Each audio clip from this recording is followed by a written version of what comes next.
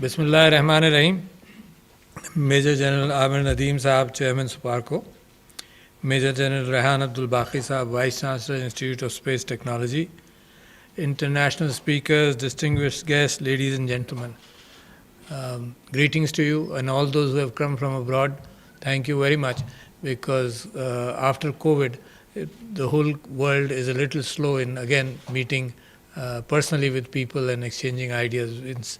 Humanity has been used to that, but at the same time humanity has new options available today that you don't have to be physically present, but I think the greatest satisfaction will remain on physical presence. There are a number of jobs which are going to get out of the market, but it has been shown that the human satisfaction levels are much higher in personal contact. So the number of doctors may reduce, but the numbers of nurses will increase, because the human contact will remain valuable. Something which is a part of our DNA for 10,000 or 50,000 years cannot go away just because Zoom technology is around. So welcome all of you. So it is my pleasure to be here today. My fascination with space started when I was a kid, and my father used to point to in big cities also you could see the Milky Way and the stars, and at night my father would point out the Milky Way, and it took me some time to really understand what was the Milky Way. Then he would point out the pole star, and it was such a fascination, space and astronomy, and it has been for humankind as well, from the time when humankind thought that Earth was the center of the universe, and to the time when Galileo started challenging that. It was very difficult for the church even to accept that. So therefore, even today, I believe people will never be aware, in fact, humanity will never be aware about the vastness of the space and what is there. But still, every year, new information comes along, and I'm one of those who's very hungry for whatever information comes my way as far as space is concerned, as far as technology is concerned. My fascination with SUPARCO was, as a kid, was there when you will remember there was a dog which went into space, Laika, by the name of Laika, and then Yuri Gagarin went up, and all of a sudden the Western countries realized that the Russians or the Soviet Union has a great edge on them, and therefore a big venture was started, which is now a new word has been coined to talk about ventures which are huge and this is called the moonshot. And it is being encouraged that everyone in his life must be looking for a moonshot, something which they can do, which is remarkable by itself, to be able to conceive it and to be able to deliver it in time, and understanding the technologies available. So, coming from there, and then understanding that SUPARCO launched probably in 1962 two rockets, weather rockets, which just went up and down, but still it was a pride for me as a young boy that Pakistan is among the, other than Russia, it was the first Asian country to be able to launch that. Coming from there, it continues. The amount of data, even SUPARCO, which has 4 satellites, I believe, 2 of your own and 2 rented out, the amount of data is more than what Pakistan can digest, even with a small amount of data. Throughout the world, the amount of information which is available, not only in space but about everything, is beyond human addressing that data. We all say that data is the new oil, but oil has to go into a machine to be productive. Oil in the ground or oil in a tanker is useless and worthless.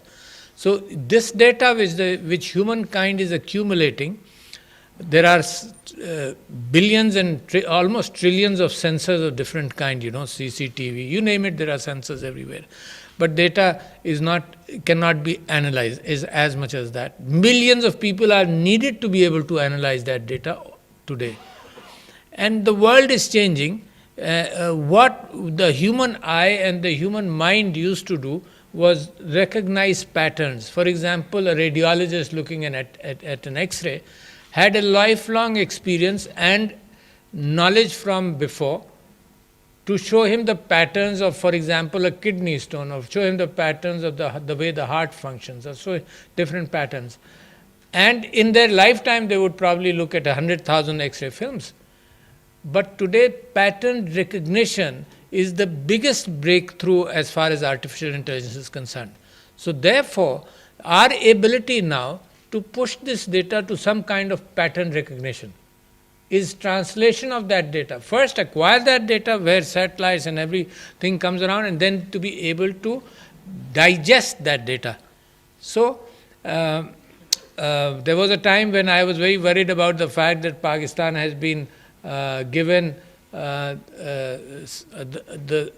the spectrum, the ability or the real estate of 2 or 4 satellites. I don't remember exactly what that was, but the technology was old, that Pakistan as a country was given 2 or 4 satellite spaces for communication satellites in geostationary orbit.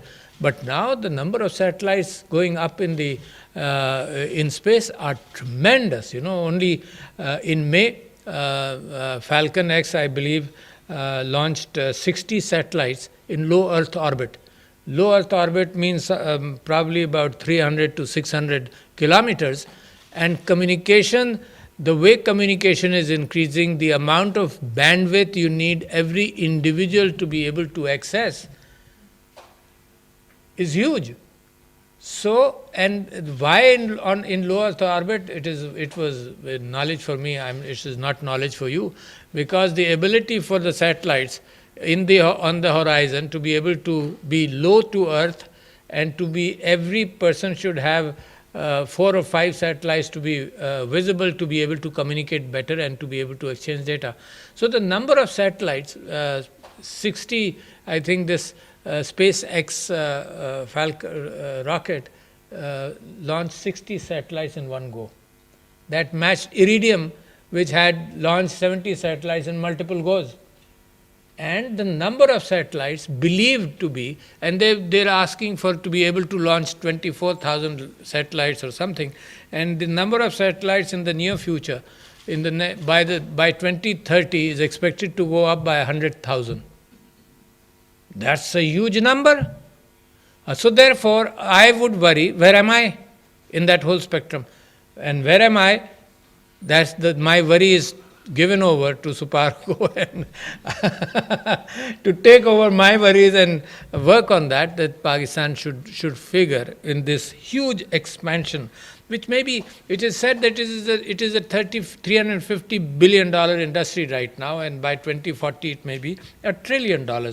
So we don't really have the know-how right now, but we are producing young people here, the IST graduates, for example, or throughout Pakistan, because the world needs individuals to be able to understand everything which is coming.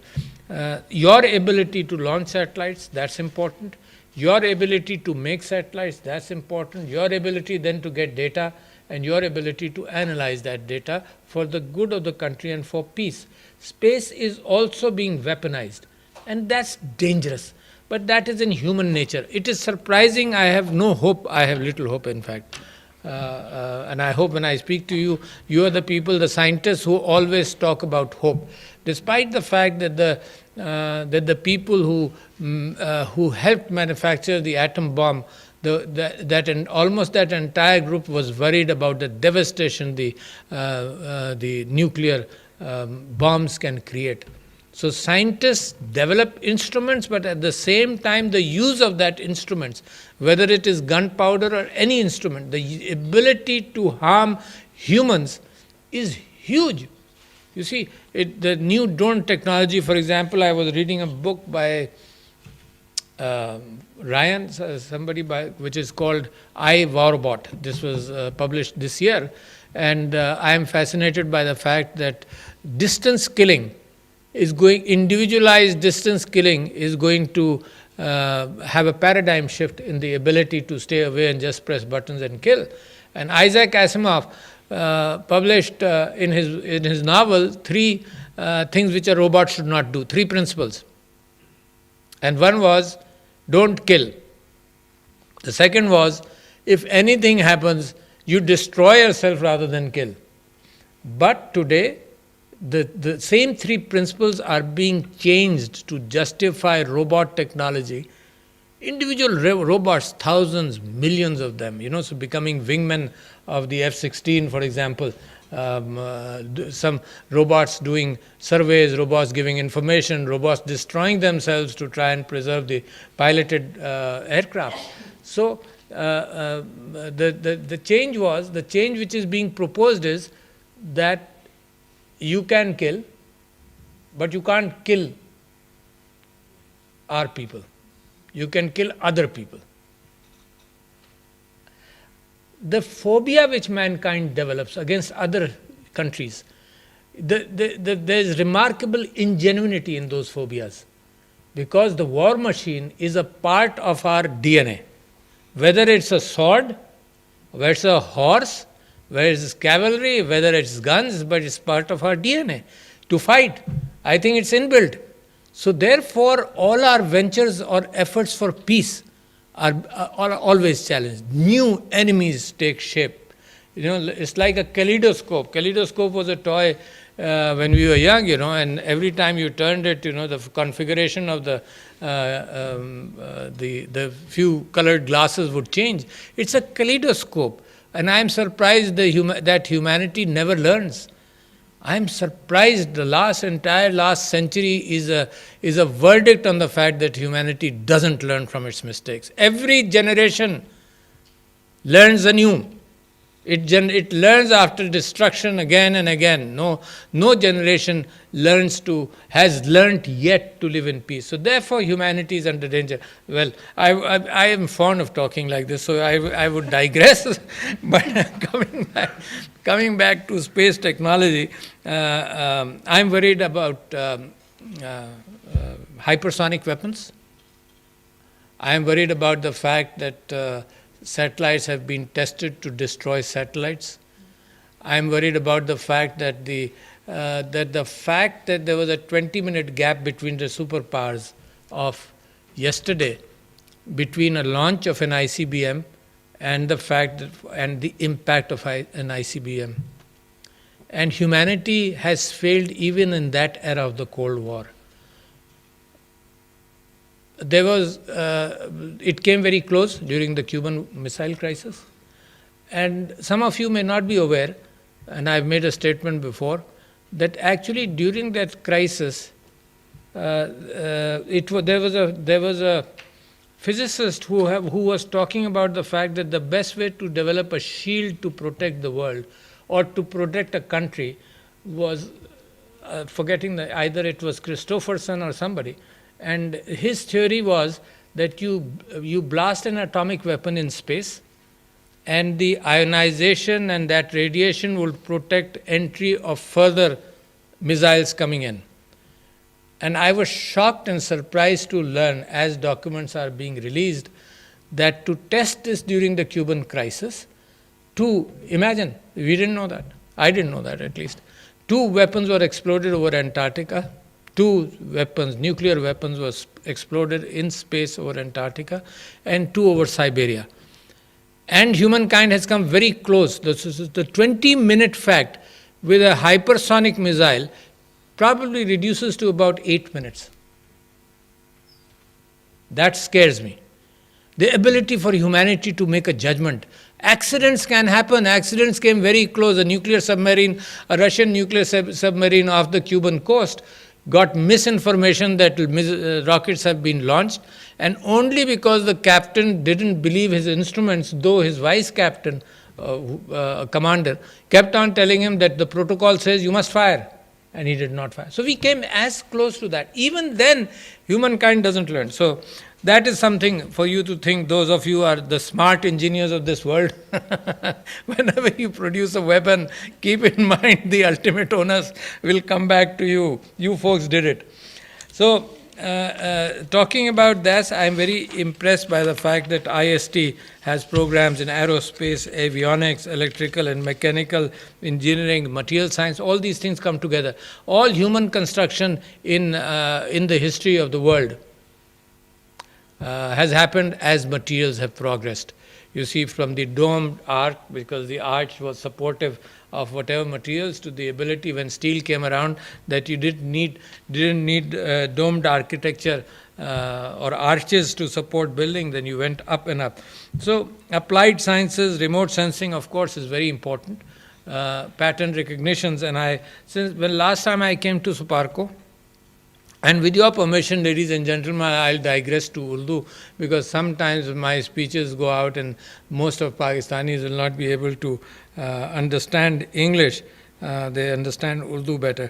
تو میں جب پچھلی مرتبہ سپارکو آیا تھا تو مجھے تعجب ہوا کہ ان کے پاس ایون ان 4 سیٹلائٹ سے بھی اتنی انفارمیشن ہے تو پاکستان میں استعمال نہیں ہو رہی. تو میں سمجھتا تھا کہ نیشنل ہائی وے اتھارٹی اور بہت سارے ادارے ہیں، کلائمیٹ چینج، ایگریکلچر، جو پہچانے ان کی امیجری کو پہچان کر پریڈکٹ کرے کہ کراپس کی کیا کیفیت ہے. اور this is old technology, not even new, you can keep on improving upon it, مگر پرانی ٹیکنالوجی ہے اور ہمارے اداروں تک پہنچ نہیں رہی. سپارکو کوئی پرائیویٹ ادارہ نہیں ہے، گورنمنٹ کا ادارہ ہے، مگر اس کے اندر ہم یہ چاہتے ہیں کہ سپارکو کے اندر وہ پرائیویٹ جو زور ہوتا ہے نا اپنی چیز کو بیچنے کا، وہ زور ماشاء اللہ آپ نے ایکوائر کیا ہے. وہ زور ہونا چاہیے کہ جو چیز آپ بناتے جائیں اور اس کو بیچنے کے قابل بھی ہوتے جائیں. تو میرا تو بڑا ہوپ ہے. دیکھیے میں آپ سے 2-3 پاکستان کی ضروریات کا ذکر کرنا چاہتا ہوں. سب سے بڑی ضرورت یہ ہے کہ ہمیں لاکھوں لوگ چاہیے جو آئی ٹی سیکٹر کے اندر STEM science, technology, engineering and maths کے اندر لاکھوں لوگ چاہیے جو ہماری ضروریات کو پورا کریں. دنیا کو بھی لاکھوں چاہیے. جو مجھ سے جتنے یورپین لیڈر سے میری ملاقات ہوئی ہے، including prime minister of Japan etcetera etcetera, سب یہ کہتے ہیں جی لاکھوں آپ کے پاس ہوں، آج ہم ان کو لینے کے لیے تیار ہیں، مگر اگر یہاں کچھ شاگرد ہیں اور استاد ہیں تو آپ یہ ذہن میں رکھیے کہ پاکستان کا فلسفہ اب یہ نہیں ہو سکتا کہ آپ بہترین دماغ پروڈیوس کریں اور باہر بھیج دیں. میرے ملک کو ہی ضرورت ہے، آپ کے ملک کو ضرورت ہے، مگر لاکھوں کی ضرورت ہے. اب میری سمجھ میں نہیں آتا کہ آپ جیسے اداروں کو ملٹیپلائی کیسے کیا جائے، کیونکہ اس میں اتنا انویسٹمنٹ لگتا ہے برک اینڈ مارٹر میں. تو میں آپ سے گزارش یہ کرتا ہوں کہ as an I S T ادارے کے طور پر یہ بات سوچے کہ نمبر آف اسٹوڈنٹس کو ورچوئل ٹیکنالوجی کے ساتھ ملا کر کیسے بڑھایا جا سکتا ہے، اور چھوٹے پروگرامز کو بھی انکریج کریں جس کے اندر بیچلرز کے پروگرام ہوں، وہ مارکیٹ میں جائیں، کام کریں، پاکستان کے لیے محنت کریں.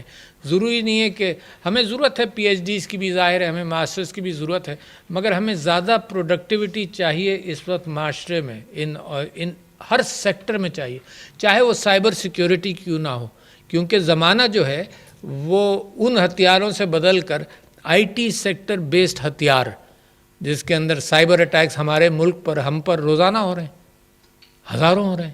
کنٹریز آپس میں جنگیں سائبر ورلڈ میں لڑ رہی ہیں. ایران اور اسرائیل کا آپ نے سنا ہوگا پچھلے دنوں کیا کیا ہے.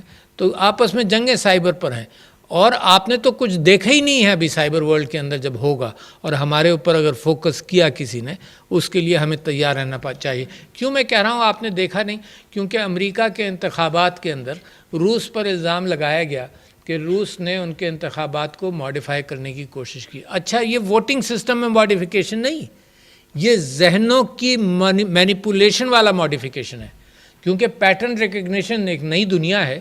اس میں میرے ٹویٹر اکاؤنٹ پر مثال کے طور پر جو کچھ میں نے کہا ہے، اگر میں نے 30,000 ٹویٹس کیے ہیں، میں 2007 سے ٹویٹر پر ہوں، 30,000 ٹویٹس کیے ہیں، تو میری زندگی کا اور میری سوچ کا اور میرے خیالات کا ایک ایک پہلو موجود ہے. اور کوئی پڑھے تو بڑا ٹائم لگے گا نا، پڑھنے کی ضرورت نہیں. پیٹرن ریکگنیشن سے نکالا جا سکتا ہے کہ عارف الوی کو کون سے خیالات اثر کرتے ہیں. لہٰذا عارف الوی کے جو خیالات ہیں، جو تعصبات ہیں، اور ہر شخص میں 98% وہ بھیجے جائیں مجھ کو واپس، اور اس کے 2% اس میں زہر ڈال دیا جائے. زہر سے مطلب مس انفارمیشن، میل انفارمیشن، ڈس انفارمیشن. تو میرے ووٹنگ پیٹرنز کو بھی انفلوئنس کیا جا سکتا ہے، میرے اوپینین کو بدلا جا سکتا ہے. بہت بڑے خطرات دنیا کے اندر ہیں جو آپ جیسے انسٹیٹیوٹس کی آگہی اور آپ جیسے لوگ جو اپنے شاگرد پیدا کریں گے، ایک نئی دنیا ہے. فیک نیوز ایک نئی دنیا ہے. کوئی تصور نہیں کر سکتا تھا کہ اتنا بھرمار ہوگا فیک نیوز کا.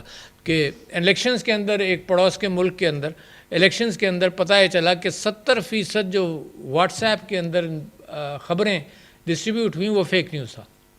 تو لہٰذا فیک نیوز فسادات کی بنیاد بنے گا، فیک نیوز کیوس کریٹ کرے گا آپ کے ملک کے اندر. تو اس وقت یہ جو نارمل روٹین علم ہے، اس سے ہٹ کر آپ کو بہت کچھ کرنا پڑے گا. اس وقت دنیا اتنی تیزی سے جا رہی ہے کہ میں ہر جگہ جو گفتگو کرتا ہوں یہ کہتا ہوں کہ چڑھاتا جاؤں لوگوں کو اس ٹرین پر جو بڑی تیزی سے بھاگ رہی ہے اور جو ہمارے پاس سے گزر رہی ہے. اور ہم نے تھرڈ انڈسٹریل ریولوشن مس کیا، چوتھا ہم مس نہیں کرنا چاہتے. چوتھے انڈسٹریل ریولوشن کے اندر ہمیں سوار ہونا پڑے گا. بڑے بڑی ٹیکنالوجیز جو ہمیں چیلنج کریں گی، وہ آئنسٹائن نے ذکر کیا کہ جہاں کوانٹم کنفیوژن آیا تو اس نے کہا دس از اے اسپوکی فینامینن. جب لوگوں کی سمجھ میں نہیں آیا، ابھی بھی سمجھ میں نہیں آیا ہے، but the ability to use quantum coherence یا کوانٹم سپرپوزیشن یا quantum entanglement has led to the ability to develop quantum computers. اچھا تو دیکھیں کوانٹم کمپیوٹرز کیا، یہ جو اس نے سائیکومور چپ کے ساتھ گوگل نے 52 بٹ کوانٹم کمپیوٹر بنایا، دنیا کے ساتھ شیئر بھی کیا، اپارچونیٹیز دیں کہ آپ بھی اپنے سافٹ ویئر کے اعتبار سے کوئی پروگرام کر کوئی ڈیٹا لینا چاہیں. تو انہوں نے پچھلے دنوں، کوئی سال ہوا، 8 مہینے ہوئے، انہوں نے یہ اعلان کیا کہ جی ہم نے ایک پرابلم سالو کیا ہے جو normal existing naan quantum computers کو 10,000 سال لگیں گے ہینڈل کرنے میں. ہم نے، ہمارے کوانٹم کمپیوٹر نے 200 سیکنڈ کے اندر اس کو ہینڈل کیا. دوسرے کمپیوٹرز کو جو دنیا میں سارے ہیں ان کو 10,000 سال لگیں گے.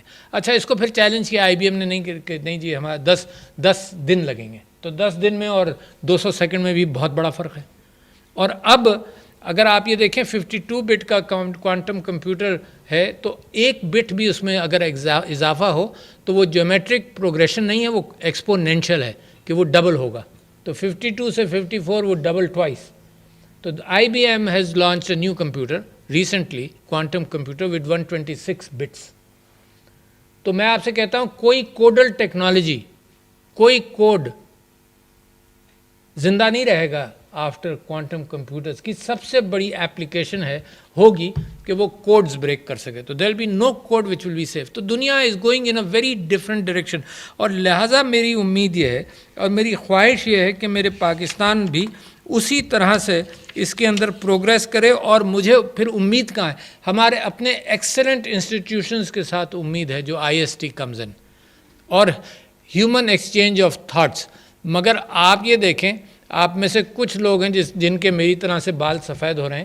انسان بڑا ریزسٹنٹ ہوتا ہے نئی ٹیکنالوجی اڈاپٹ کرنے میں، بہت ریزسٹنٹ ہوتا ہے. نئے سوچ کو اڈاپٹ کرنے میں بہت ریزسٹنٹ ہوتا ہے. یعنی میں مثال آپ کو بڑی سمپل سی دے رہا ہوں. میں I have been a big fan of internet voting and electronic voting machines ہیں. اور دا فیکٹ دیٹ لوگوں کو اس کو کنونس کرنا کتنا مشکل ہے بھائی. مجھے تعجب ہوتا ہے، میں ٹی وی پہ جا کر کہتا ہوں کہ یار الیکٹرانک ووٹنگ مشین کیا ہے، اس کے اندر بیلٹ پیپر پرنٹ ہو جاتا ہے، دیکھ لو جو تم نے بٹن دبایا تھا وہی پرنٹ ہوا، نہیں پرنٹ ہوا تو واپس کر دو پریسائڈنگ آفیسر کو، وہ دوبارہ تمہیں پرنٹ کرنے دے گا. وہ بیلٹ پیپر آپ بیلٹ باکس میں ڈال دیں. تو وہ سارا سسٹم پرانا موجود، صرف یہ کہ ایک کاؤنٹر لگا دیا. کوئی نئی ٹیکنالوجی نہیں ہے. کیلکولیٹرز تو سب سے پہلے میں نے 1970 میں دیکھے تھے، وہ بٹن دبانے والا کیلکولیٹر. تو 1970 کی ٹیکنالوجی بالکل ایسی ہے جیسے کوئی شخص یہ کہے کہ جی میں چوکیداری اپنے گھر کے باہر چوکیدار رکھوں گا، میں کیمرہ نہیں لگاؤں گا. اچھا بھائی کیوں نہیں لگاؤ گے؟ میں صرف آپ سے یہ کہہ رہا ہوں کہ اس میں لیڈرشپ چاہیے. مگر لیڈرشپ ایک فرد سے نہیں چلتی کہ عمران خان کی لیڈرشپ چاہیے، وہی گھسیٹ کر EVM اور انٹرنیٹ ووٹنگ کو لا رہے ہیں.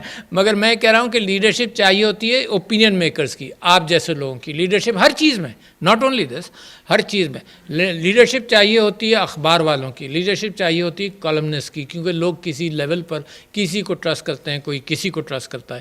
تو پاکستان کو ایک نئی دنیا میں لے جانے کے لیے، and I use this example of Estonia and Lithuania, کہ جب وہ آزاد ہوئے تو فن لینڈ نے کہا کہ جی ہمارا پی اے بی ایک سسٹم ہے اینالاگ والا، تو ہم تم دونوں کو دیتے ہیں، بہت بڑا ہے.